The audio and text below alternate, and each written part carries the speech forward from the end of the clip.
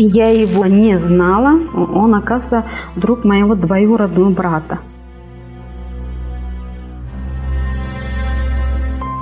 В тот день как раз никого не было дома. Я открываю, он стоит. И я говорю, что-то хотели. Он говорит, как схватил и домой его.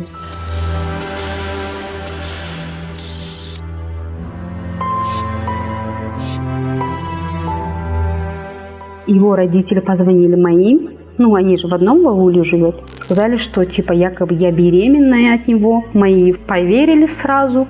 Поехали в мечеть. Плакала, сидела. Сказала да. Первый раз, когда он меня избил, ни за что. У меня 2 пакета было в руках. Он пакет взял, как по голове дал мне и начал там бить. За вас схватил прям до дома, прямо у меня таскал. Я лежу на полу, вот так укрылась, у меня еще живот маленький был. Так. Вот после того и начался постоянно вот этот бить.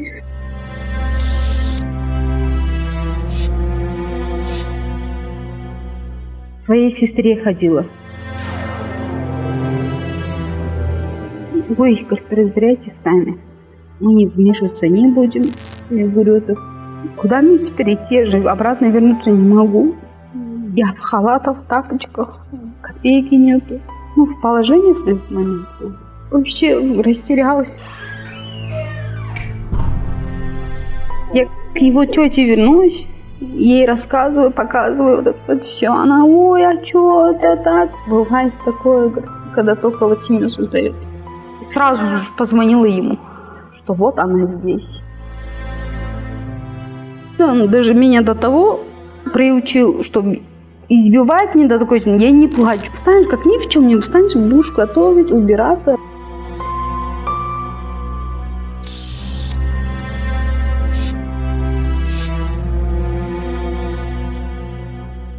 Пошла, нож взяла, я хотела себе зарезать. А он говорит, ах ты, всякие маты, ты, значит, хочешь умереть, а я тебе сейчас устрою. Как он взял полотенце, начал душить меня. Я уже задыхаюсь. Нет, мама стоит рядом и его защищает, Ой, вот так вот, говорит, типа характер свой показывает. Я говорю, вызовите скорую. Пришла, подошла ко мне. Вот так вот толкнула, мало тебе. Я сбежала из дома с утра, через окна я свои вещи выкинула, сюда приехала.